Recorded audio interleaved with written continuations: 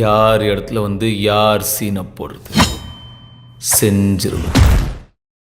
Welcome to cinema express. It's a pleasure having you on the show. Balaji மோகன்னாலே ஒரு சில விஷயங்கள் வந்து மைண்டுக்கு வரும். ஸோ காமெடி, ரொமான்ஸ், ஒரு மாதிரி ஒரு ஹியூமர். இந்த ரைட்டிங் ஸ்டைல் நீங்கள் வந்து ஆர்கானிக்காக வந்தால் இல்லை எப்போயாவது ஐடென்டிஃபை பண்ணிங்களா? ஓகே, இதுதான் நம்ம ஸ்டைல் அப்படின்னு சொல்லிட்டு ஐடென்டிஃபை பண்ணியிருக்கீங்களா? I think from my short film days அது வந்து என் ஷார்ட் ஃபிலிம் டேஸ்லேயுமே வந்து என்னோடய ஃபஸ்ட்டு நான் லவ் ஸ்டோரி ஷார்ட் ஃபில்மாக நான் ஃபஸ்ட்டு பண்ணதே காதல் சோபது அப்படி தான். அதுக்கு முன்னாடி நான் பண்ண ஒரு 3-4 ஷார்ட் ஃபிலிம்ஸில் பார்த்தீங்கன்னா லவ் கூட இருக்காது, ஹியூமர் இருக்கும். அந்த அடிடெயில்னு ஒரு ஷார்ட் ஃபிலிம் இருக்கும், புதையல்னு ஒரு ஷார்ட் ஃபிலிம். ஸோ அது என்னோடய ஃபஸ்ட்டு லவ் ஸ்டோரி ஷார்ட் ஃபிலிமே காதல் சோபது அப்படி தான். ஸோ அப்போ தான் அதுவே எனக்கு என்ன மேபி டிஸ்கவர் ஆச்சு. ஸோ அதான் அது எழுதுகிறப்பவே மேபி அது அது அது ரெஸ்பான்ஸ் வந்ததுக்கப்புறம் தான் okay maybe we are writing something that relates to பீப்புளுங்கிறதே அப்போ தான் எனக்கு தெரிய வந்தது. So maybe humor I've always, as a person, as an audience, I've always enjoyed humor right from my childhood. So நமக்கு பிடிக்கிறது ஆப்வியஸ்லி நம்ம பண்ணும் போதும் நமக்கு நல்லா வரும்ல. So and generally I think writing relationships and human emotions and அதுலேயும் love stories and this thing are part of it. But humor நான் என்ன ஜானர் பண்ணாலும் I would want to have at least in humor in some way, dark humor or whatever, dry humor or slapstick humor, whatever I try to, because I like watching it. உங்களோட direction ஸ்டைலோ இல்லை writing ஸ்டைல்னு எனக்கு தெரியல. But ஒரு very unique விஷயம் வந்து நான் note பண்ணியிருக்கேன். You have the sequences வேர் அந்த பர்டிகுலர் கேரக்டர் வந்து கேமராவை பேசி அவங்க நரேட் பண்ணுவாங்க கதைகளை. இது வந்து நான் தமிழ் சினிமாவில் எனக்கு டக்குன்னு எதுவுமே ஞாபகம் வரல. பட் வைல் இந்த மாதிரி ஒரு டெக்னிக்கோ இந்த மாதிரி ஒரு ஸ்டைலோ வந்து மாடர்ன் ஃபேமிலி அந்த மாதிரி இன்னும் இங்கிலீஷ் காமெடிஸில் நிறைய பார்த்துருக்கோம். இந்த ஸ்டைல் எப்படி வந்துச்சு? இன்ஃபேக்ட் நீங்கள் மாரி 2ல் ஒரு பிட்லேயும் வரும் அது. ஆக்சுவலாக I wanted to do a little more, but இந்த படத்தில் அந்த ஒரு லெவலுக்கு தானே ஸ்பேஸ் இருக்கும். மாரி 2வோட ஒரு போர்ஷன்ஸ்லேயும் அது இருக்கும். That is something I like doing. அது பிரேக்கிங் த ஃபோர்த் வால் அப்படின்னு சொல்லுவாங்க இல்லையா. So in a way you directly reach to your audience. And அது ஒரு ரைட்டிங்லேயும் டைரெக்ஷன்லேயும் and even the actors who do it அந்த கான்ஃபிடன்ஸ் இருந்தால் மட்டும்தான் அது பண்ண முடியும். அது வந்து ஒரு like you see it in films like Deadpool, ஒரு மாதிரி not taking yourself too seriously and அந்த மாதிரி படங்களில் தான் அது வந்து தைரியமாக பண்ணுவோம். ஆடாஷியஸாக இருக்கிற படங்கள்லையும் கேரக்டர்ஸ்லேயும் தான் அதை பண்ண முடியும். பட் எனக்கு அது ஃபஸ்ட்டு ரொம்ப பிடிச்சதுன்னு பார்த்தீங்கன்னா உடி ஆலனோட படங்களில் தான். அதில் அவர் நிறையா பண்ணுவார் breaking the fourth wall. So அந்த டைமில் நான் even now I am a huge Woody Allen fan. So காதல் சோபது அப்படி அதில் அதை பண்ணுறப்போ வந்து அது உடி ஆலன் இன்ஸ்பிரேஷன் தான் கண்டிப்பாக. ஸோ அண்ட் அப்போலேருந்து whenever I can and whenever it's relevant to the film I try to do it. அது இந்த சீரீஸ் மாதிரி ஒரு ஃபார்மேட்டில் அது இத்தனை கேரக்டர்ஸ் இத்தனை ஸ்டோரிஸ் அப்படிங்கிறப்போ அது இன்னுமுமே அந்த மாடர்ன் ஃபேமிலி ஷாவும் பண்ண முடிஞ்சுது. இதில் மாரி 2ல் ரொம்ப குட்டியாக தான் இருக்கும், ரொம்ப நிறைய யூஸ் பண்ணல. அதை இந்த மாதிரி ஒரு படத்தில் அதை யூஸ் பண்ணுறதும் எனக்கு ரொம்ப ஆசையாக இருந்துச்சு. ஓரளவுக்கு கொஞ்சோண்டு பண்ணியிருக்கேன் அதில். ஸோ நீங்கள் வந்து 3 மீடியம்ஸையும் ஹேண்டில் பண்ணியிருக்கீங்க. ஷார்ட் ஃபிலிம் பண்ணியிருக்கீங்க, வெப் சீரிஸ் பண்ணியிருக்கீங்க, ஃபீச்சர் ஃபிலிம்ஸும் பண்ணியிருக்கீங்க. இந்த 3த்துக்கும் ரைட்டிங்கும் சரி டைரக்டிங்கும் சரி ரொம்ப டிஃப்ரெண்ட்டாக இருக்கும். அது எந்தெந்த விதத்தில் டிஃப்ரெண்ட்டாக இருக்கும் அண்ட் உங்களுக்கு பிடிச்ச மீடியம் எது அப்படின்னு சொல்ல முடியுமா? பிடிச்ச மீடியம்னு ஆப்வியஸ்லி எல்லாமே பிடிக்கிறதுனால தான் பண்ணுறோம். பட் டிஃப்ரென்ஸ்னு பார்த்தீங்கன்னா மேக்கிங்கில் I wouldn't say it's too different. It's all how long you do the film for and அந்த மாதிரி விஷயங்கள் தான். But the only main difference I would say is இந்த ரைட்டிங் ப்ராசஸ். ஸோ ஒரு ஷார்ட் ஃபில்ம் எழுதுறதுக்கும் ஒரு வெப் சீரிஸ் எழுதுறதுக்கும் ஒரு ஃபீச்சர் ஃபில்ம் எழுதுறதுக்கும் வெரி டிஃப்ரெண்ட் இந்த writing process. Just the where you need to start the story, the plot points need to happen, அதெல்லாம் எல்லாத்துலேயுமே கம்ப்ளீட்லி வேறு. So you have to have the different mind set for when your writing each of it. எழுதுறதுன்னா இருக்கிறதுலே கஷ்டம் இப்போ நான் நினச்சி பார்க்கும் போது I would say is writing a short film I would say. ஏன்னா பட் ஆனால் ஒரு விஷயம் எதுக்கு எந்தெந்த மீடியம்க்கு எந்தெந்த கதை வந்து செட் ஆகுதோ அதை மட்டும்தான் ஃபிட் பண்ணணும். when you are trying to fit a story that doesn't fit into a certain medium, you naturally find it more and more difficult. When you feel it, you should realize that it is not fitting into that medium. இப்போ for example as I'm suffering from காதலை நான் first வந்து feature ஃபில்மாக பண்ண தான் அந்த கான்செப்டை வந்து conceive பண்ணேன். ஸோ அதை வந்து நான் டெவலப் பண்ண I was trying to fit it into a feature film and I was starting to feel that it is not right to cramp this into a feature film. Then only I decided, okay, this is definitely series content. So இந்த எபிசோடிக்காக சொன்னால் மட்டும்தான் இவங்களோட எல்லா கதையும் வந்து நான் கன்வின்சிங்காகவும் time எடுத்து சொல்ல முடியும்ன்ட்டு. ஸோ ஒரு கதையும் எதுக்குள்ளே ஃபிட் ஆகுது அப்படிங்கிறது தான். மேக்கிங்கில் I don't see a major difference in the different mediums. Jasim suffering from காதலில் இந்த அப்பா பொண்ணு அந்த ரிலேஷன்ஷிப் நம்ம லவ்னு யோசிக்கிறப்போ ஜென்ரலாக இப்போ லிவ்னு சொல்கிறோம், normal conventional happily in love, like extremely happily in love, PTA அந்த மாதிரி ஒருத்தங்க இருக்காங்க. இன்னொரு பக்கம் வந்து சண்டை போட்டுகிட்டே இருக்காங்க. ஓகே, பட் இந்த அப்பா மகள் ஈக்குவேஷன் அதை வந்து எப்படி இந்த ஸ்பியர் ஆர் இந்த யூனிவர்ஸ்குள்ளே கொண்டு வரணும்னு எங்கே வந்துச்சு எனக்கு? அதுதான் I think completed that whole story. அந்த 3 மட்டும் வச்சுருந்தா அது கம்ப்ளீட் ஆகிருக்காது. இதோட தான் அது கம்ப்ளீட் ஆகுது. That is also part of ஒரு குழந்தை பிறக்கிறது வந்து it becomes an extension of a relationship. So ஒரு ரிலேஷன்ஷிப் ஸ்ட்ராங்காக இருக்கிற பட்சத்தில் மட்டும்தான் குழந்தை பெற்றுக்கணுங்கிறது என்னோட நம்பிக்கை. அது சில சமயம் அது நடக்காமல் போகிற பட்சத்தில், ஆனால் குழந்தை பிறந்துருது அப்படிங்கிற பட்சத்தில் அந்த குழந்தையோட சினாரியோ எப்படி இருக்கும் அப்படிங்கிறத ரொம்ப சீரியஸாகவும் அதை டீல் பண்ணலாம். அதில் சீரியஸ் போர்ஷன்ஸும் இருக்கும். பட் அப்படி ஒன்று நடந்துருச்சு, இவங்க பிரிஞ்சுட்டாங்க, இதுக்கு மேலே என்ன பண்ணுறது அப்படிங்கிறப்போ 2 சைட்லேயும் வந்து obviously they will want to bring that child up. Sometimes it falls apart completely, they lose track of it and the child is not taken care of also, and வழி மாறி போகிறதுக்கான இதுவும் இருக்குது. So that aspect I wanted to deal with all the aspects of relationships as much as possible in that one series. So இது வந்து I saw it as a very important part of relationships and ஏன்னா இப்போ நம்ம கல்யாணம் பண்ணிக்கிறாங்க அப்படின்னு முடிவு பண்ணாலே இட் ஹேஸ் டு, அதுவே ஒரு நிர்பந்தமாக இருக்குது. ஃபர்ஸ்ட் ஆஃப் ஆல் கல்யாணம் பண்ணிக்கிறது அப்படிங்கிறது. அதை தாண்டி ஒரு கல்யாணம் ஆயிடுச்சுன்னா கொஞ்சம் நாளில் வந்து குழந்தை பெற்றுக்கணும். Whether you are working on your relationship or not, it's your relationship strong enough or not to bring a child in to this world through you. So that is a very important side of relationships அப்படின்னு நான் நினச்சேன். So இதை 3த்தையும் எழுதிட்டு இன்னும் something was missing அப்படிங்கிறப்போ இதை நான் எழுதினதுக்கப்புறம் தான் இட் பிகேம் கம்ப்ளீட். அண்ட் அதுக்கப்புறம் கல்யாணம், ஒரு டிவோர்ஸ்க்கு அப்புறம் வந்து ஒருத்தர் வந்து இந்த மாதிரி ஒரு பர்சன் வந்து ஒரு அடுத்து என்ன அப்படின்ட்டு இப்போ புதுசாக ஃபர்ஸ்ட்லேருந்து டேட்டிங்லேருந்து ஆரம்பிக்கும் போது அந்த ஒரு ஃபன்னினஸும் அந்த கேரக்டரில் இருந்துச்சு. he's dabbling both these worlds. He's trying to find a partner for himself, but at the same time he has this girl with him who he needs to take care of. So it felt like a very interesting scenario. Talking about short films, நீங்கள் நாளைய இயக்குனருக்காக பேசும்போது நினைக்கிறேன் ஒரு பிட்டில் வந்து first நீங்கள் எடுத்த short film வந்து ஒரு ஹேண்டிகேமில் உங்கள் ரூமில், அது என்ன அந்த ஷார்ட் ஃபிலிம்? ஏன்னா நான் யூடியூப்பில் ட்ரை பண்ணேன், கிடைக்கல. அப்படியா? ஓகே. இட்ஸ் கால் வெளிச்சம். I think it was the first video that I uploaded myself on YouTube நினைக்கிறேன். வெளிச்சம்னு ஒரு short film. It's about a suicide relief councillor. அது அன்னைக்கு தான் the first time I'm holding a handycam in my hand. So அது வந்து I was obviously very excited. I was trying to figure things out, எப்படி வேலை செய்யுது அப்படிங்கிறதெல்லாம். So அந்த ப்ராசஸ்லேயே சரி why not write a story and shoot it myselfன்னு சொல்லிட்டு camera திருப்பி வச்சுட்டு ஆன் பண்ணிட்டு வந்து உட்காந்து நடிக்கிறது, அந்த மாதிரி தான் பண்ணேன். அதை எடுத்து முடித்தோடனே ஓரளவுக்கு டீசெண்டாக வந்திருக்கே, why not edit it and put it together into a short film. அது பண்ணதுக்கப்புறம் ஓகே ஓரளவுக்கு டீசெண்டாக வந்திருக்கே, why not send it to short film competitions. அப்போ I was in my engineering. So that became my excuse to escape from engineering to convince people. ஏன்னா வந்து என் GRT காலேஜில் ஒரு ஷார்ட் ஃபிலிம் காம்படிஷனில் வந்து Balu Mahendra sir was the judge there. அங்கே வந்து in fact நான் 2 ஷார்ட் ஃபிலிம் அமைச்சிருந்தேன். ஒன்று வந்து ரொம்ப முக்கியமாக இருக்கும், ஆக்சுவலாக பயங்கரமாக அந்த டைமில் இந்த படம் வந்துருந்துச்சு, காக்க வந்துருந்துச்சு. ஸோ அதில் வந்து இந்த ஜம்ப் கட்ஸ், ஃப்ளாஷ் கட்ஸ் எல்லாம் ஆண்டனி சார் புதுசாக பண்ணிடும். ஸோ அதை ஆப்வியஸ்லி அந்த ஸ்கேலில் ஷூட் பண்ணிட்டு அதை பண்ணாதானே. நாங்கள் ஒரு 4 பேர் வந்து மொக்கையாக ஷூட் பண்ணிட்டு அதில் அந்த எடிட்டிங் பேட்டர்ன்லாம் யூஸ் பண்ணியிருந்தேன். ஸோ அது வந்து ரொம்ப பேடாக ரிசீவ் ஆச்சு. அந்த 2 ஷார்ட் ஃபிலிமையும் அமைச்சிருந்தேன், 2மே ஸ்க்ரீன் ஆச்சு. ஸோ அது வந்து ஒரு மாதிரி க்ரௌடில் ஓட்டிட்டு அந்த மாதிரிலாம் இருந்தாங்க அந்த காம்படிஷனில். அதுக்கப்புறம் நான் முதல்ல எடுத்த இந்த ஷார்ட் ஃபிலிமும் ஸ்க்ரீன் ஆச்சு. அது முடிஞ்சப்போ எல்லாம் பயங்கரமாக கிளாப் பண்ணி ஒரு பயங்கர பூரிப்பாயிடுச்சு அது. And at the end of the event Balu Mahendra sir chose it for a special jury award. So that was, அதை வச்சு தான் பாருங்கள் அவரே பார்த்து சொல்லிட்டாருன்னா அப்போ ஏதோ ஒன்று இருக்குது தானே.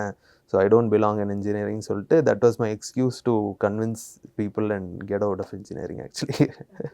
அண்ட் நீங்கள் காதல் சொதப்புது எப்படி வந்து படம் எடுக்கும்போது அதில் காதல் சொதப்புது எப்படி ஷார்ட் ஃபிலிம் மட்டும் இல்லாமல் உங்களோட மற்ற சில ஷார்ட் ஃபிலிம்ஸோட சாயலும் எனக்கு பட்டுச்சு. மிட்டாய் விடுலேருந்து Correct, கொஞ்சம் correct, விட்டு Yeah. அந்த மாதிரி. ஸோ இதுலேருந்து வந்து ஒரு விஷயம் லைக் எஸ்பெஷலி யுவர் பேரண்ட்ஸ் அவங்க நீங்கள் நிறைய இடத்துல சொல்லியிருக்கீங்க அந்த காதல் சொதப்புது எப்படியில் வர பேரண்ட்ஸ் வந்து உங்கள் பேரண்ட்ஸ்லேருந்து இன்ஸ்பயர் ஆனதா? அந்த மிட்டாய் வீடு இந்த ஷார்ட் ஃபிலிமில் வர பேரண்ட்ஸ் தான் my parents. It's pretty much my story that everything right from what happens in that. அந்த ஒரு பேபி தொட்டில் ஆடி அதுலேருந்து எல்லாமே கதை தான் ஆக்சுவலி. ஸோ அவங்க இன்ஸ்பிரேஷன்னா இது டைரக்ட் ஸ்டோரி இன்ஸ்பிரேஷனாக அந்த இது மட்டும்தான் obviously. But maybe the kind of films that I make, the kind of emotions that I deal with, or the way I deal with emotions in films, அதெல்லாம் definitely it's part of my upbringing. அதான் இருக்கணும். The kind of person I am, obviously they have a lot of big part to play in the way I am. So அந்த level தான். But இன்னொரு side of ஒரு inspiration பார்த்தா my mom especially and both my parents are huge Rajini fans. So my mom especially is a huge Rajini fan. So நான் சின்ன வயசுலேருந்து ஒரு டைமில் ஆப்வியஸ்லி நான் சினிமாக்கெலாம் இன்ட்ரெஸ்ட்லாம் வரதுக்கு முன்னாடி ரஜினி சார் படங்கள் மட்டுமே தான் பார்த்துக்கிட்டு இருந்தேன். ஸோ ஹாலிடேஸ் வந்தால் அந்த விசிஆரில் they'll get Rajini sir's films and play it for me. when it comes out in theatres we will all go 3-4 டைம்ஸ்லாம் போவோம். அண்ணாமலைலாம் ஒரு 5-6 தடவைலாம் போயிருக்கோம் தியேட்டருக்கு, பாஷா எல்லாமே. ஸோ அதுவும் மேபி ஒரு சைட் ஆஃப் ஒரு இன்ஸ்பிரேஷனாக இருக்கலாம். இன்ஃபேக்ட் வந்து எந்திரன் பார்ட் 1 எந்திரன் வந்தப்போ ஆல்பர்ட் தியேட்டரில் ஃபஸ்ட் ஷோ அந்த ஃபேன் ஷோவில் நான் என் ஃப்ரெண்டு ஒருத்தன் அண்ட் எங்கள் அம்மா 3 பேரும் போனோம். எங்கள் அம்மா வந்து லைக் அவங்க காலேஜ் டைம்லேயே ஹியூஜ் ரஜினி ஃபேன். ஸோ அப்போ வந்து 3 முகம் வந்தப்போ ஷி டோல் மீ தட் அவங்க விசில் அடிக்க வராது. ஸோ அந்த கண்டக்டர் விசில் எடுத்துகிட்டு போய் அடிச்சுட்டு ஸோ எந்திரனுக்கு வந்து திருப்பி வாங்க நீங்கள் அதே கண்டக்டர் விசில் எடுத்துகிட்டு வாங்கன்னு சொல்லிட்டு I took her and we watched it together. So அந்த மாதிரி that is also part of inspiration in to films maybe. Okay. And இப்போ ரீசெண்டாக நான் நீரவ் ஷாவை இன்டர்வியூ பண்ணிட்டு இருந்தேன். அவர்கிட்ட பேசிட்டு இருந்தப்போ we were talking about காதல் சொதப்புது எப்படி. அப்போது அவர் வந்து சொன்னார் you are one of the few directors who are very specific about the visuals they want அப்படின்ட்டு. அது ஏன்? I think that comes from my editing knowledge தான் நினைக்கிறேன். பிகாஸ் இன் எல்வி பிரசாதில் நான் படித்தது வந்து எடிட்டிங் அண்ட் சவுண்ட் டிசைன் தான் படித்தேன். So and I started off being an editor, not to be an editor but I generally அது கற்றுக்கிட்டேங்கிறதுனால என்னோடய short films எல்லாமே நானே தான் எடிட் பண்ணேன். ஃபீச்சர் ஃபிலிம்ஸ் வந்ததுக்கப்புறம் தான் I prefer to choose somebody else. ஏன்னா இவ்வளோ பெரிய ஒரு இது பண்ணும் போது I wanted somebody's outside this thing also and to just manage time and handle அந்த ரீசன்ஸ்க்காகவே I chose other editors. But அந்த எடிட்டிங் நாலேஜ் இருக்கிறதுனால தான். So when I write a script the edit is in my head already. So when I finish the script the film is already in my head. I go to the location to just pick up the raw materials and put it together. So அதனாலேயே இப்போ ஒரு சீனை shoot பண்ணோன்னா there are multiple ways of shooting it. But obviously what will end up in the film is only a certain thing. So ஒரு master ஷாட்டே ஒரு சீனுக்கு எனக்கு தேவையில்லைன்னா நான் அதை எடுக்க மாட்டேன். ஒரு மல்டிபிள் க்ளோஸ்அப்ஸ் வேறு ரேஞ்ச் ஆஃப் க்ளோஸ்அப்ஸ் எனக்கு தேவையில்லைன்னா நான் இதை எடுக்க மாட்டேன். இப்போ ஒரு பெரிய லென்த் ஆஃப் டயலாக்ஸ் இருக்குன்னா அந்த லென்த் ஆஃப் டயலாக்ஸில் ஒரு 2 டயலாக் வந்து இந்த ரேஞ்சில் மட்டும்தான் எனக்கு வேணும்னா அந்த ரேஞ்சில் மட்டும்தான் எடுப்பேன். அது வந்து ஆக்சுவலாக இன்ஃபேக்ட் அது சில கேமராமேனுக்கு வந்து அது சூட் ஆகும், சில பேருக்கு சூட் ஆகும். சில பேர் வந்து எடுத்துடலாமே அப்படின்னு சொல்லிட்டு அவங்களுக்காக சில சமயம் நான் வந்து எக்ஸ்ட்ரா ஷார்ட்ஸ் எல்லாம் போவேன். But Nirav sir I think அப்போ இருக்கும்போது அது அவருக்குமே ரொம்ப ஒர்க் ஆச்சு. சூப்பர், நீ இப்போ இது மட்டும் எடுத்துட்டுன்னு சொல்லிட்டிங்கன்னா அப்போ பிரச்சனையே இல்லை, எக்ஸ்ட்ராலாம் எடுக்க வேணாம்னு சொல்லிட்டு. இன்ஃபேக்ட் அதனால தான் காதல் சொப்பது அப்படி வந்து we shot fully in Tamil and ஒரு 60 to 70% we shot in Telugu also. அதெல்லாம் சேர்த்து 37 days we finish the whole film. So அதுக்கு தான் ஒரு நாளைக்கு 5-6 சீனு அந்த மாதிரிலாம் எடுப்போம் நம்ம. அது அவருக்குமே செட் ஆச்சு. He was also the go producer இந்த ஃபில்ம். ஸோ அவர் கோ ப்ரொடியூசர் சைட்லேருந்து அவர் பார்க்கும் போது வந்து சீக்கிரம் முடிச்சிடணும், நம்பர் ஆஃப் டேஸ் கம்மியாக அப்படின்ட்டு 5 சீனை நான் வந்து சார் நெக்ஸ்ட் ஸ்கெட்யூல்னு கொடுத்தா என்னது 5 சீனா அப்படின்னு கேமராமேனாக அவருக்கு வந்து 5 சீன் எடுக்கணுமா. ஸோ அந்த பேலன்ஸ் இருக்கும். But finally he was quite happy that I shot only what was required. So அந்த எடிட்டிங் நாலேஜ் தான் அதுக்கு ரீசன் நினைக்கிறேன். Coming to Maari the franchise. So வந்து மாரி 1 வந்தப்போ நிறைய மிக்ஸ்டு ரெஸ்பான்ஸ் இருந்தது. There are people who really loved what Dhanush did. அவரோட கேரக்டராக இருக்கட்டும், இந்த வந்து என்ன வேணால் நடக்கட்டும், நான் இப்படி தான் அப்படிங்கிற அந்த ஒரு ஆட்டிடியூடாக இருக்கட்டும், அதெல்லாம் வந்து ரொம்ப பிடிச்சிருந்தாலும் அட் த சேம் டைம் சில நெகட்டிவ்ஸும் வச்சுருந்தாங்க. அந்த நெகட்டிவ்ஸ் எல்லாம் கரெக்ட் பண்ணி பாசிட்டிவ்ஸை இன்னும் ரீஇன்ஃபோர்ஸ் பண்ணி மாறி 2 இருக்குமா? கண்டிப்பாக நாங்கள் மாதிரி 2ங்கிற அந்த பிளான் ஆரம்பிக்கும் போதே வி டிசைடட் தட் இந்த ஃபீட்பேக்ஸ் எல்லாம் மனசில் வச்சுக்கிட்டு தான் பார்ட் 2 பண்ணணும். அண்ட் பார்ட் 2வோட ஸ்கிரிப்ட் வந்து அந்த ஃபீட்பேக்குக்கெல்லாம் பூர்த்தி செய்கிற மாதிரி இருந்தால் மட்டும்தான் we should go ahead. It should excite us first of all, that the part 2 of the script, and it should also fill in all the gaps and the shortcomings of part 1. So அது அந்த confidence அந்த ஸ்கிரிப்டில் வந்ததுக்கப்புறம் தான் we proceeded. So in fact one of the main feedbacks that was is that வில்லனோட character வந்து இன்னும் ஸ்ட்ராங்காக design பண்ணியிருக்கலாம் அப்படிங்கிறது இருந்துச்சு. இன்னும் கொஞ்சம் இமோஷனல் கனெக்ட் இருந்திருக்கலாம் அப்படின்னு இருந்துச்சு. இன்னும் ஸ்டோரி வைஸே இன்னும் கொஞ்சம் லேயர்டாக இருந்திருக்கலாம். பட் அதுக்கு ரீசன் வை பார்ட் 1ல் அதெல்லாம் வந்து வைக்க முடியலன்னா, இந்த கேரக்டரோட நேச்சரே பார்த்தீங்கன்னா generally when you look at a protagonist, he will generally have one drive. அவனுக்கு வந்து ஏதோ ஒரு கோல் இருக்கும், அதுக்கு வந்து ஏதோ ஒரு தடங்கள் வரும். இது ஜென்ரலி ஒரு ஸ்கிரிப்ட் ஃபார்முலா, ஒரு ரைட்டிங் ஃபார்முலான்னு வச்சுக்கோங்களேன். ஸோ இந்த கேரக்டருக்கு வந்து அது எதுவுமே இருக்க முடியாது because of the way he is. So you can't put a goal on his head, you can't make him have a drive. So அதனால தான் பார்த்தீங்கன்னா பார்ட் 2வில் வந்து ஆல் தீஸ் அதர் கேரக்டர்ஸோட நீடே அதனால தான் வந்துச்சு. So they will all drive this character to goal. They will all அந்த கேரக்டர்ஸ்க்கெலாம் ஒரு மோட்டிவ் இருக்கும், அந்த கேரக்டர்ஸ்க்கு ஒரு கோல் இருக்கும். அதுக்கு வந்து ஒரு டூலாக மாறி இருப்பார். ஸோ இந்த எல்லா கேரக்டர்ஸும் இவரோட சம்மந்தப்பட்டதாக இருக்கும். ஸோ அதனால I started writing part 2 it self starting with the villains character. So he only sets the story in motion. And அந்த கேரக்டரை ஆப்வியஸ்லி ஒரு மைண்ட் அளவுலையும் ஸ்ட்ரென்த் அளவுலையும் ஸ்ட்ராங்காக டிசைன் பண்ணதுக்கப்புறம் தான் we move on to the next part of the story. And then the emotional side of the story comes in. That's where Sai Pallavi's character and Krishna's character come in. So இவங்க எல்லாம் தேவைப்பட்டுச்சு. இந்த ஒரு out of control கேரக்டரை வந்து ஒரு கதைக்குள்ளே ஒரு டீப்பாக எழுத்துட்டு போகிறதுக்கு இந்த கேரக்டர்ஸ்லாம் தேவைப்பட்டுச்சு. பட் இந்த கேரக்டர் மேலே எதை வேணால் வைக்கலாம், அந்த ஒரு ஃப்ரீடம் மாரி மேலே இருக்குது. And he will take it all and all these characters will lift up Maari's character in the script.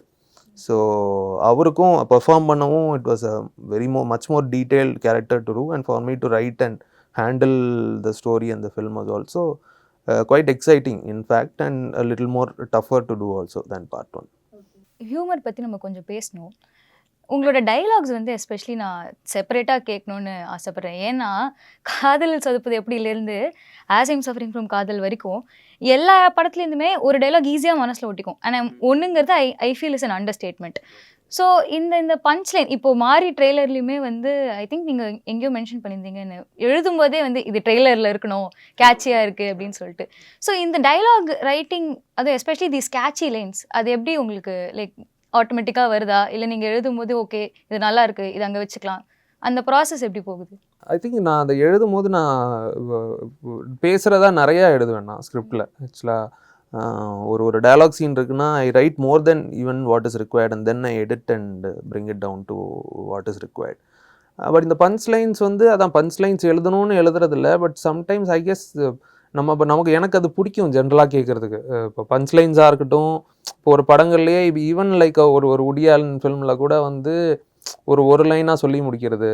Even when I watch standup comedian speak, அவங்கெல்லாம் சில சமயம் அந்த மாதிரி நிறைய பேசிகிட்டு இருப்பாங்க, ஒரு பஞ்ச் லைனை they hold on to it and they come back to again and again. So அந்த மாதிரி வேறு மீடியம்ஸில் எனக்கு அந்த விஷயம் பிடிக்கும்.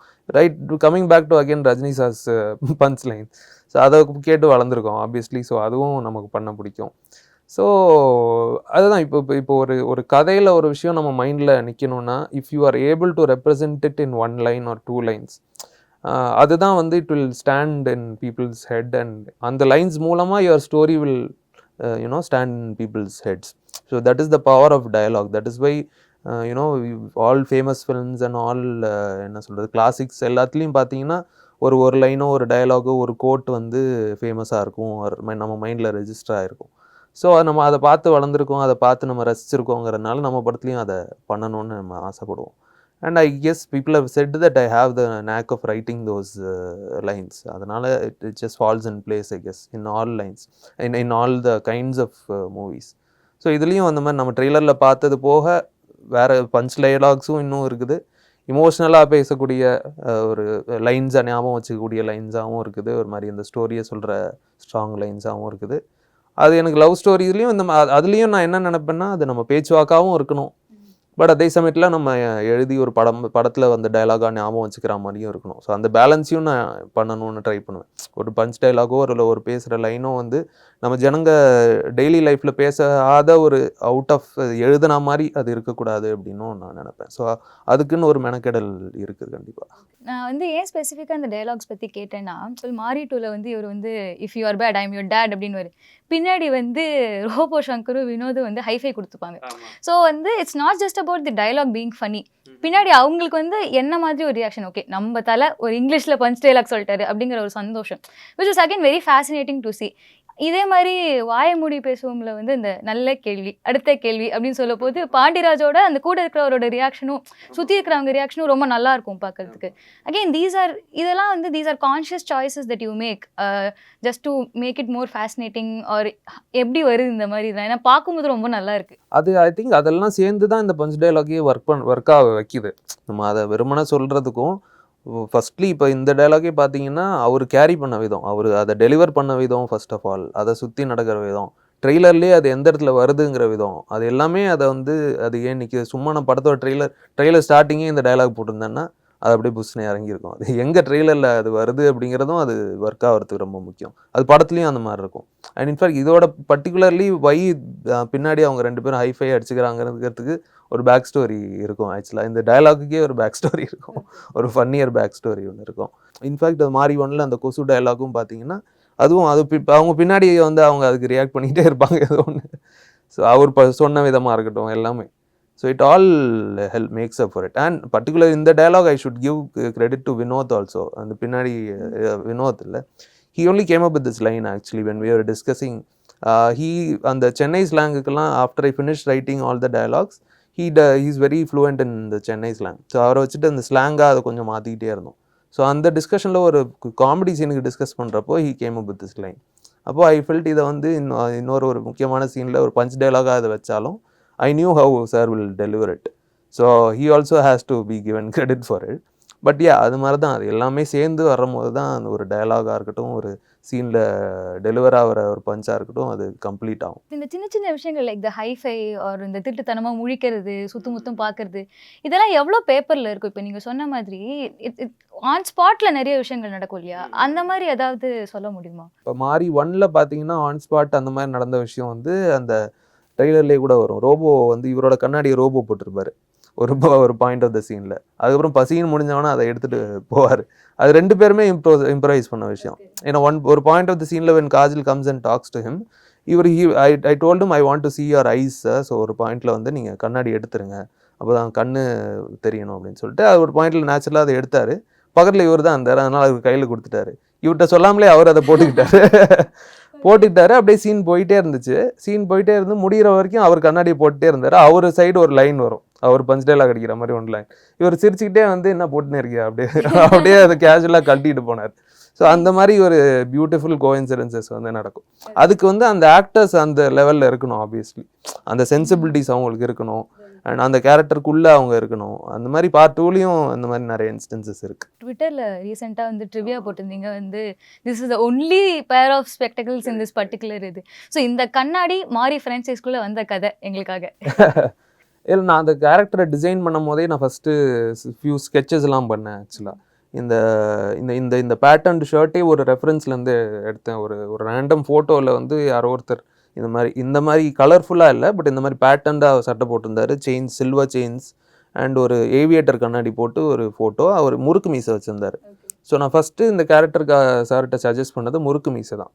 பட் முறுக்கு மீசை வந்து தமிழ் சினிமாவில் நிறையா வந்துருச்சு, கமல் சார்லேருந்து எல்லாருமே அதை பண்ணியிருக்காங்கன்னு சொல்லிட்டு ஓகே வேறு என்ன பண்ணலாம் அப்படின்னப்போ இந்த மீசையும் கிருதாவும் ஐடியா கொடுத்தது வந்து தேவ் சாரோட ஸ்டைலிஸ்ட். அண்ட் இந்த கண்ணாடி வந்து நான் முன்னாடிலேருந்தே அந்த ஜான் லெனன் கண்ணாடி, அந்த ரவுண்ட் கண்ணாடி வந்து ஏன்னா கண்ணாடிங்கிறது இப்போ பாஷாவில் வந்து ஒரு இது இல்லாமல் ஒரு கண்ணாடி போட்டிருப்பாரு. ஏவியேட்டர் கண்ணாடி நிறைய பேர் யூஸ் பண்ணிட்டாங்க. ஸோ இந்த கூலர்ஸுங்கிறது எல்லா ஹீரோஸும் போட்டாங்க. ஸோ அதுலேருந்து வேறு என்ன பண்ண முடியும் அப்படிங்கிறப்போ இந்த round classes seemed very interesting to me. So அதில் வந்து எடுக்க சொன்னோம். இந்த மாதிரி ப்ராப்பர் ரவுண்டாக இருக்கிறதும் எடுத்தாங்க, இந்த மாதிரி இந்த பர்டிகுலர் பீஸும் எடுத்தாங்க, ஏவியேட்டர் ஷேட்ஸும் வச்சுருந்தாங்க.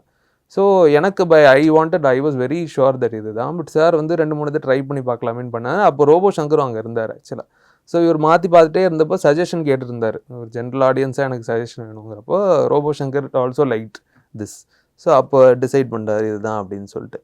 அது டிசைட் பண்ணதுக்கப்புறம் then we looked for a dupe for it. Obviously in fight scenes என்னால் உடையாமல் இருக்கிறதுக்கு we look for a dupe. But தேடுறோம் எக்ஸாக்ட்லி இந்த மெஷர்மெண்ட்டில் கிடைக்கவே இல்லை. ப்ராப்பர் ரவுண்டாக இப்போ கூட நிறைய மார்க்கெட்டில் வந்து ஆப்வியஸ்லி இருக்குது, மாரி கண்ணாடினே விற்கும், அதெல்லாம் ப்ராப்பர் ரவுண்டாக இருக்கும். அண்ட் ஈவன் இந்த படத்தில் ஸ்டில்லில் கூட குழந்தைங்கள்லாம் இந்த கெட்டப்பில் ஒரு ஸ்டில் இருக்குது, அவங்க எல்லாம் ப்ராப்பர் ரவுண்டு போட்டிருப்பாங்க. இவரது மட்டும்தான் இந்த மெஷர்மெண்ட்டில் இருக்கும்.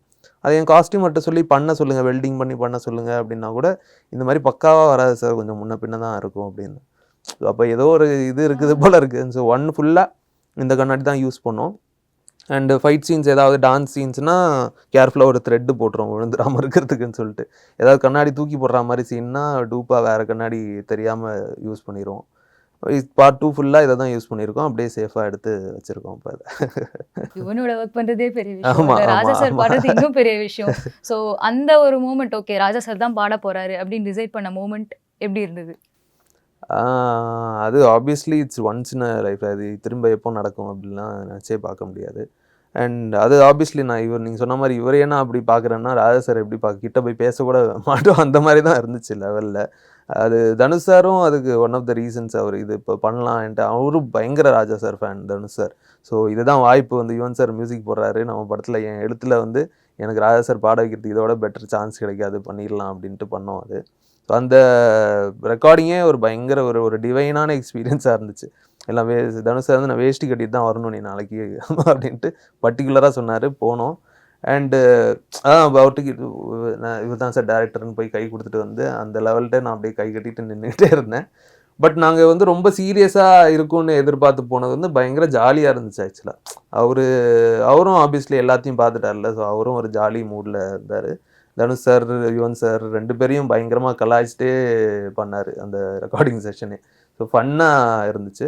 ஏன்னா ஆப்வியஸ்லி அது அது அது உருவாகிற விதம், அந்த குரலுக்கே உண்டான அந்த ஒரு நேச்சர், அதெல்லாம் வந்து நேரில் பார்க்குறது வந்து ஒரு எக்ஸ்பீரியன்ஸாக இருந்துச்சு. ஸோ அந்த பாட்டை அப்படியே முடிச்சுட்டு அப்படியே பிரசாதம் மாதிரி வாங்கிட்டு வந்துட்டோம் அந்த பாட்டை.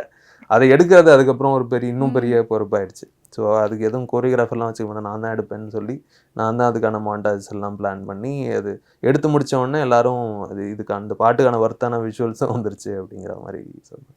இப்போ உங்களோட ஒரு படங்கள் ஏதாவது ஒன்று நீங்கள் பிக் பண்ணி ஓகே நான் இந்த விஷயம் மேபி மாற்றி பண்ணியிருப்பேன், ஒரு இப்போ இருக்கிற நான் இப்போ யோசிச்சு பார்க்கும்போது இது பண்ணியிருக்க வேண்டாமே அப்படின்னு தோணுற ஏதாவது விஷயங்கள் சொல்ல முடியுமா? எல்லா படத்துலையுமே அது இருக்கும். பட் மேபி வாய்மூடி பேசும் அண்ட் மாறியில் certain things I would if I'm allowed to do now I would maybe do things differently. பர்டிகுலரான அதான் இப்போ நான் மாறி 2ல் இப்போ நான் பண்ணியிருக்கிற விஷயங்களில் நான் மாறி 1லேயே சில இதெல்லாம் அதில் பண்ணியிருக்கலாமே அப்படின்ட்டு நினைக்கிறது உண்டு. வாய்மூடி பேசுவோம்ல வந்து மேபி அதை நான் சில சட்டிலாக சொன்ன சில விஷயங்கள்லாம் வந்து இன்னும் நான் மேபி நம்ம ஆடியன்ஸ்க்கு இன்னும் கொஞ்சம் ஓவர் ட்ராமேட்டிக்காக இருந்தால் கூட பரவாயில்லன்னு சொல்லியிருக்கலாமோ அப்படிங்கிற தாட் உண்டு. In fact it was suppose to be a fully silent film. ஆமாம், the idea when I pitched it to my producer, it was supposed to be in the first 10 minutes people will lose their voices and the whole film will be silent and the last 10 minutes people will get their voices back. That was the initial idea. அதை ஒத்துக்கிட்டதுக்கே ப்ரொடியூசருக்கு ஒரு because I had 4 other more commercial scripts. He only chose this in the middle of all those. Shashi sir, Why Not Studios one. So he is only to be commended for choosing that. But then we thought it's like அந்த டைமில் இது ரொம்ப too much, சரி first half வரைக்குமா dialogues இருக்கட்டும் அப்படின்ட்டு decide பண்ணுவோம். Maybe இப்போ நான் நினைக்கிறப்ப சைலண்ட் ஃபில்மாகவே எடுத்துடலாம் போல இருக்குது அப்படின்னு தான் நினைக்கிறேன். அண்ட் ஈவன் மேபி காதல் சோப்பது அப்படியில் வந்து if I am writing a love story now I wouldn't write காதல் சோப்பது அப்படி. My perception and my understanding of இப்போ நீங்கள் ஆஸ் ஐம் சஃபரிங் ஃப்ரம் காதலே பார்த்தீங்கன்னா அதில் இருக்கிற பாயிண்ட் ஆஃப் வியூஸ் எல்லாம் நிறையது அதுலேருந்து ரொம்ப வேறுபட்டு இருக்கும். காதல் சப்பது அப்படின்னு இதையும் ஒன்றா வச்சு பார்த்தோம்னா because I as a person I evolved and my point of view towards love and relationship itself has change. So இப்போ நான் காதல் சப்பரில் எழுத சொன்னால் அந்த கதையில் பாதி விஷயம் வராது, வேறு மாதிரி வரும். ஸோ அந்த மாதிரி you keep evolving as a person, that your films also have to evolve in a certain way. Coming back to Maari, உங்களுக்கு வந்து ஸ்கிரிப்ட் மேலே நம்பிக்கை இருக்கலாம், obviously you have a big star, உங்களுக்கே ஒரு பர்டிகுலர் ஃபேன் ஃபாலோயிங் இருக்குது, and there are so many other people எல்லாமே இருக்கிறப்போ கூட 6 படங்கள் ரிலீஸ் ஆகிற ஒரு வீக்கெண்டில் வந்து படம் வருது அப்படின்னு சொல்கிறப்போ உங்களுக்கு ஃபஸ்ட்டு என்ன ரியாக்ஷன் இருந்துச்சு? அச்சச்சோ அப்படின்னு இருந்ததா? இல்லை எப்படியும் நம்ம படம் நல்லா இருக்கு வந்துடும் அப்படின்றதா? எப்படி ரியாக்ட் பண்ணீங்க? எல்லாருக்குமே தனியாக படம் தனியாக வந்தால் நல்லா இருக்குமேங்கிற நினப்பு வந்து இந்த எல்லா படங்களுக்குமே இருக்கும் ஆப்வியஸ்லி. பட் இப்போ இருக்கிற சினாலியோவில் வந்து அதை நம்ம எதிர்பார்த்துக்கிட்டே இருந்தால் அப்புறம் படம் ரிலீஸே பண்ண முடியாது. ஏன்னா வாரம் எல்லா லாங்குவேஜ்லேயும் வந்து, ஏன்னா இப்போ இங்கிலீஷ் படங்கள்லாம் நம்ம ஊர்களில் பார்க்குறாங்க, இப்போ ஹிந்தி படங்களும் பார்க்குறாங்க. இப்போ அதுக்கெல்லாம் அந்த ரிலீஸ் டேட்லாம் பார்த்து நம்ம டைம் பண்ணிகிட்டு இருந்தால் அப்புறம் ரிலீஸே பண்ண முடியாது. ஏன்னா வாரம் ஏதோ ஒன்று வந்துக்கிட்டே தான் இருக்குது. அண்ட் இத்தனை படங்கள் இப்போ பண்ணிகிட்டு இருக்காங்க, எல்லாத்துக்கும் ஒரு ஸ்பேஸ் தேவை அப்படிங்கிறப்போ இட்ஸ் இஸ் ஜஸ்ட் இன்னெவிட்டபிள், அவ்வளோதான்.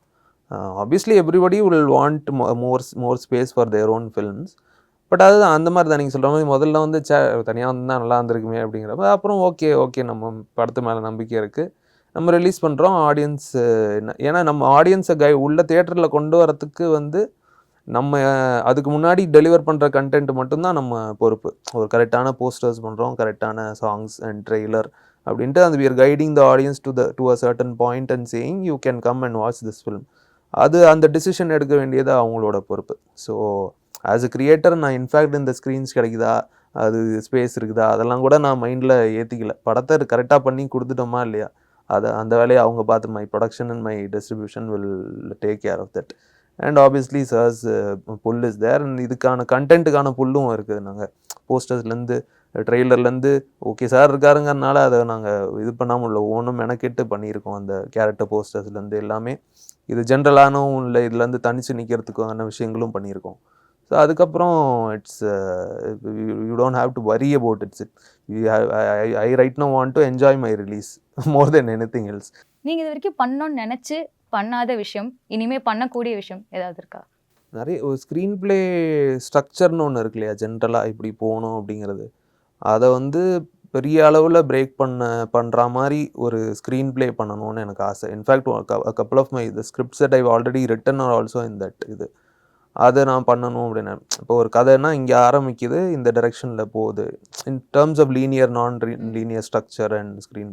எனக்கு படம் பண்ண சினிமா பண்ண ஃபீச்சர் ஃபிலிம்ஸ் பண்ண ஆரம்பித்ததுலேருந்தே எனக்கு இந்த screen play linear screen play வந்து எக்ஸ்ப்ளோர் பண்ணணும் அப்படின்ட்டு ரொம்ப ஆசை. பட் இப்போ பண்ணியிருக்கிற படங்களில் அதுக்கான ஸ்பேஸோ அந்த இதுவோ வரல. And audience needed to evolve to reach that point. Now I think the audience are ready for something like that, ஒரு மொமெண்டோ மாதிரியோ அந்த மாதிரி heavy experimentation in terms of screen play structure அது பண்ணணும்னு எனக்கு ரொம்ப ஆசை. And couple of scripts that I've already written now are also in that space. அதில் அந்த ஒரு எக்ஸ்பெரிமெண்டேஷன் இருக்கும். I hope to make it sometime soon. Okay, but உங்களோட அடுத்த ஸ்கிரிப்ட் லாக் பண்ணிட்டீங்களா? இல்லை, எதுன்னு டிசைட் பண்ணல இன்னும். நான் சொன்ன மாதிரி ஒரு 4-5 scripts and projects are exciting me. ஒவ்வொன்றும் வேறு ஒரு வெரி ஆம்பிஷியஸ் பிக் ஸ்கேல் ப்ராஜெக்ட்டும் அதில் இருக்குது, ஒரு வெரி குவக்கி ஆஃப் பீட் ஸ்கிரிப்டும் அதில் இருக்குது, ஒரு மர்டர் மிஸ்ட்ரி இருக்குது அதில். இது எல்லாமே என்னை எக்ஸைட் பண்ணுது. இமீடியட்டாக என்ன பண்ணணும் அப்படிங்கிறத வந்து sometimes things have to other factors also involve. ஒரு ஆக்டர் அதுக்குள்ளே ஃபிட் இன் ஆகணும், ஒரு ப்ரொடக்ஷன் அதை பேக் பண்ணணும். And I think maybe post release and I need to suddenly ஒரு நாள் ஸ்ட்ரைக் ஆகும், ஓகே இதுதான் அடுத்து பண்ணணும் ஆஃப்டர் திஸ் அப்படிங்கிறது. So all those things need to fall in place. இன்னும் டிசைட் பண்ணல இமீடியட்லி வாட் நெக்ஸ்ட்னு இன்னும் டிசைட் பண்ணல ஆக்சுவலி. Thank you so much. மாரி 2க்கும் சரி அடுத்தவங்களோட ப்ராஜெக்ட்டும் சரி, hope we hear about it soon enough. Thank you so much. Thank you. If you like this video, comment and like and share this video, and do subscribe to the Cinema Express YouTube channel.